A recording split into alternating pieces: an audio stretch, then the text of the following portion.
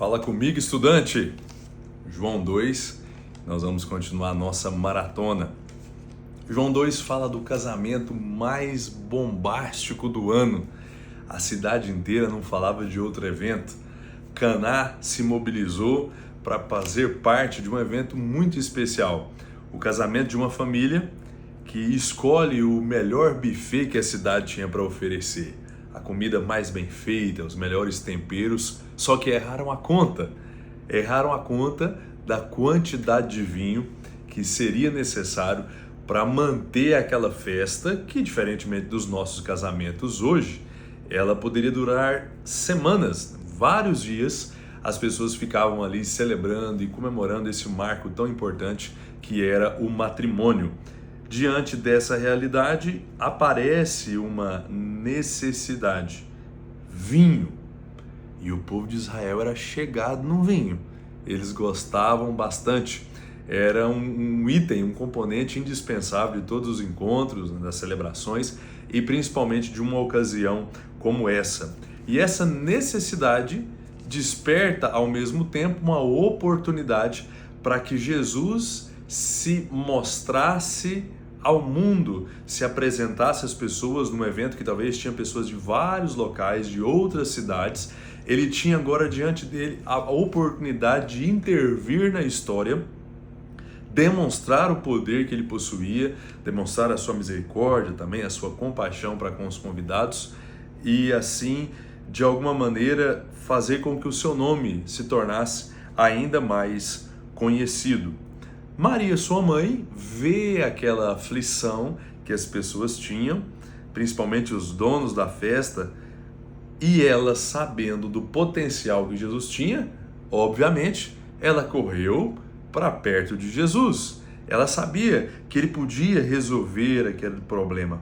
Mas o texto é muito econômico, nós só temos a informação de que ela disse: acabou, deu ruim, Jesus, não tem mais vinho.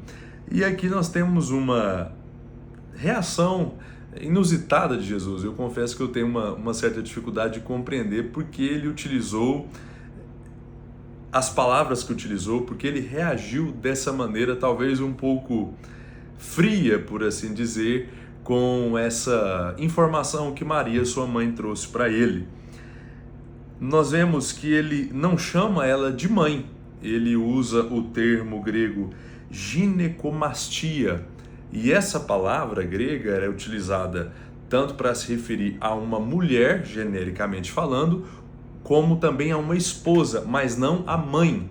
E por isso os nossos tradutores colocaram aqui mulher. Jesus diz: mulher, o que tenho eu contigo? As traduções mais recentes vão dizer: mulher, por que você está me falando isso? Por que você está trazendo essa informação para mim? E aí nós temos a conclusão. Ele diz: não chegou a minha hora. Não é o momento de acontecer essa intervenção, que provavelmente você veio compartilhar comigo esse fato, esse dado que acabou vindo, para que eu fizesse alguma coisa. Talvez Jesus reagiu assim pelo fato de que a sua mãe sabia da onisciência, do conhecimento completo e perfeito de Jesus, e sabia que ele já tinha sacado que o vinho já tinha acabado naquele ponto. Talvez essa seja uma das explicações porque ele reage daquela maneira. Mas o fato é que naquele momento ele não fez nada. E aí nós não sabemos quanto tempo ele demorou para reagir, para fazer essa intervenção. Ele pode ter esperado algumas horas, como também pode ter esperado o dia seguinte, nós não sabemos. Mas naquele momento, naquela hora que ele foi abordado por Maria, ele não agiu. Quando chegou a hora, ele decide finalmente entrar na história e nós temos a informação que ele pede para encher 6 talhas, 6 potes. E aí eu quero falar com você que está usando talvez uma daquelas traduções mais antigas, como a Almeida Revista e Corrigida, a Almeida Revista Atualizada, que aparece aí que essas talhas, esses potes tinham uma palavrinha diferente, né, estranha, aparece metretas. E o que é metretas? Aí você tem que parar a sua leitura, dar um Google para pesquisar o sentido dessa palavra. Enquanto isso, as versões mais modernas, como a Nova Almeida, a NVT, a NVI, trazem já a explicação. A gente tem metreta como uma medida que equivalia a aproximadamente 100 litros de um determinado tipo de líquido. Então Jesus pede para que eles colocassem diante dele 600 litros de água, e então, depois disso, Jesus devolve a alegria para aquela festa. Ele devolve o sorriso no rosto para os convidados que passaram um grande apuro. E aqui eu preciso fazer uma observação muito importante. Muitas pessoas, talvez os mais puritanos, os mais conservadores, dizem assim: não, isso daqui não era vinho igual é o vinho de hoje, que possui um certo teor alcoólico. Jesus multiplicou suco de uva apenas. E, logicamente, essa não é a realidade. Nós estamos falando do fruto da vide, sim, que passava por aquele processo todo de fermentação, semelhante ao que acontece hoje com os nossos vinhos. A gente tem muitas histórias nos próprios evangelhos, como a gente já viu, falando sobre odres que estavam recebendo vinhos novo e ao mesmo tempo odres velhos que estavam ali estocando o suco de uva, por assim dizer, durante vários dias ou até mesmo anos, para que acontecesse esse processo de fermentação e a gente tivesse acesso ao produto final. Esse assunto sobre o contato com o álcool fica para passagens posteriores, mas vale aqui a observação, era vinho mesmo. E nesse primeiro bloco, nessa primeira história, a grande aplicação que nós podemos tirar aqui é que Jesus ama casamentos. Ele criou, juntamente com Deus, na sua sabedoria, a família. Ele instituiu o matrimônio, e aqui nós aprendemos que é sempre bom ter Jesus por perto na nossa família, no nosso casamento. Não é que ele vá resolver para nós, no estalar de um dedo, milagrosamente todos os nossos problemas, mas quando nós abrimos espaço para ele entrar na nossa casa, na nossa vida, no nosso casamento e governar as nossas atitudes, palavras, motivações, é diferente. Nós vamos viver um casamento, ou nós teremos um lar muito melhor, porque ele estará presente o tempo todo, nos constrangendo a viver de acordo com a vontade do seu Pai. E aqui nós podemos ver esse belo exemplo. Segundo episódio que nós temos aqui tem a ver com uma versão mais agressiva, por assim dizer, de Jesus. Até agora nós vimos apenas atos de bondade, de misericórdia, mas Jesus, quando necessário, sabe se portar com rigor, com fúria, com ira, com justiça, porque algo fora da curva, fora do plano de Deus, estava acontecendo no templo. Ainda em vigência, estavam abertos o templo e estavam acontecendo os rituais de sacrifício que nós comentamos na nossa leitura de ontem. O sacrifício dos animais, cordeiros, bois, pombas e assim por diante. Tudo isso acontecia com a direção dos funcionários ali, dos sacerdotes, das pessoas que ficaram responsáveis por administrar essa questão dos sacrifício. Então, o judeu de várias partes do mundo ia até Jerusalém, ia até o templo para poder expressar a sua adoração, para poder participar dos rituais de purificação que foi previamente estabelecido pelo próprio Deus. Eles estavam fazendo tecnicamente uma boa ação, só que as pessoas responsáveis pela condução do templo abriram ali um precedente para que o templo passasse a ser, no fim das contas, um grande comércio, se tornasse um meio de negócio muito lucrativo. E aqui nós vemos que a venda da fé não é algo exclusivo do século 21. Tudo bem que hoje as pessoas que estão com uma Bíblia como essa, tirando dinheiro das pessoas em nome da fé, brincando com a fé das pessoas, estão dominando o mundo. mas isso não é novidade, isso sempre aconteceu, esse problema sempre rondou o cristianismo desde o seu primeiro ano de existência. Desde que o cristianismo foi inaugurado, nós temos pessoas agindo de forma errada em relação a isso. Veremos mais adiante o Judas, um cara muito legal, que trabalha contra o ministério de Jesus, fazendo algo semelhante ao que está acontecendo aqui. Os funcionários permitiram um grande esquema no templo, um grande e lucrativo esquema. E aqui Jesus está denunciando aqueles homens que levavam ali para a porta do templo animais para serem vendidos. E no começo até existia uma boa intenção.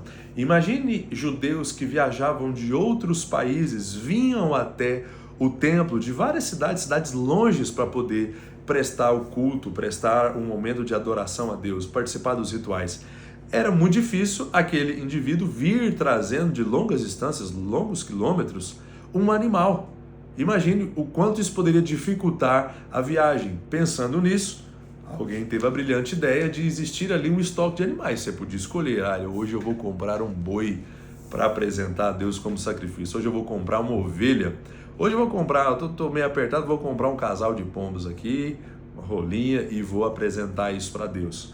Mas o ponto é que as pessoas estavam fazendo disso uma alternativa para exploração. Aquele que começa com uma boa intenção passa a ter valores exorbitantes. Aquelas pessoas estavam cobrando valores muito acima da tabela FIPE naqueles animais. Estavam levando para ali animais com defeitos, animais cegos, animais com algum tipo de deficiência que fugia daquele protocolo de que o animal tinha que ser perfeito e sem nenhum defeito. Além desses camaradas que estavam vendendo animais, apareceram também os cambistas. Assim como hoje nós temos o real, o dólar, o euro e assim por diante, naquele tempo já existia uma certa diversidade de moedas. Então, especialmente aqueles que vinham de longe, precisava ofertar e contribuir, deixar a sua oferta ou comprar os animais com a moeda corrente ali em Jerusalém. E aí o que você acha que acontecia?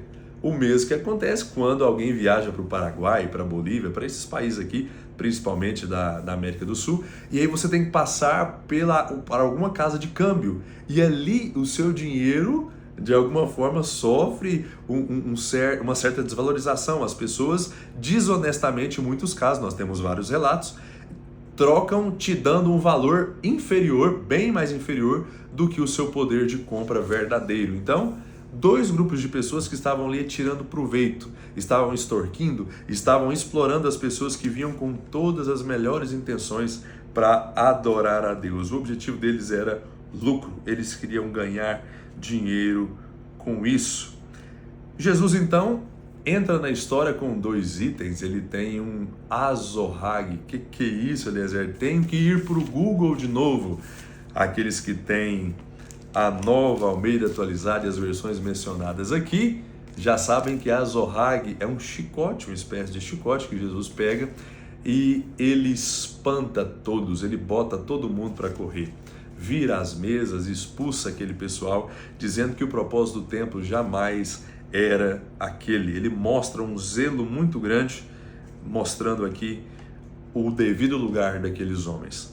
Depois disso ele faz uma predição, talvez uma das primeiras menções que ele mesmo faz, de que ele teria que morrer pelos nossos pecados, mas que depois ele ressuscitaria. As pessoas pensam que ele está falando do templo, do santuário, mas ele está falando de si mesmo. É uma profecia que ele, como um profeta, também está colocando diante das pessoas. Por último, nós temos aqui o episódio de uma fé que não salva, uma fé que anda sozinha, uma fé desacompanhada. Muitas pessoas estavam chegando diante de Jesus e o texto diz que elas creram em Jesus, elas passaram a acreditar, mas elas apenas acreditavam, achavam interessante, mas tudo isso era superficial, era só um encanto. Eles ficavam maravilhados com o discurso e com os sinais que eles já tinham começado a fazer, com as curas, mas não tinha arrependimento. Aquela fé não vinha acompanhada com mudança de vida, não vinha acompanhada com boas obras. essa fé não pode salvar. Essa fé que só acredita, Jesus é um cara legal, eu acredito nele. Até os demônios têm essa fé. Tiago diz que eles creem e estremecem, mas você não vai ver nenhum demônio no céu. Então isso significa que nós devemos ter muito cuidado com rótulos. Eu sou um cristão porque eu creio em Jesus. Conte-me mais sobre essa fé. Jesus, conhecendo o interior daquelas pessoas, diz, eu não estou encantado com essas multidões, porque eu sei que muitos dos que estão aí, no meio dos verdadeiros crentes, dos que verdadeiramente foram salvos, no fim das contas estão só seguindo a multidão. Então, muita atenção, muito cuidado, para que nós não sejamos enganados, primeiramente, pela nossa própria fé, para que a nossa fé não seja falsa, fraudulenta, incompleta, sem valor, e também para que a gente não se deixe enganar ou iludir por pessoas mal intencionadas que dizem, sim, eu creio, Senhor, Senhor, mas nunca entrarão no reino dos céus porque não foram salvas. Que Deus abençoe o nosso desafio e o aproveitamento que nós estamos tendo.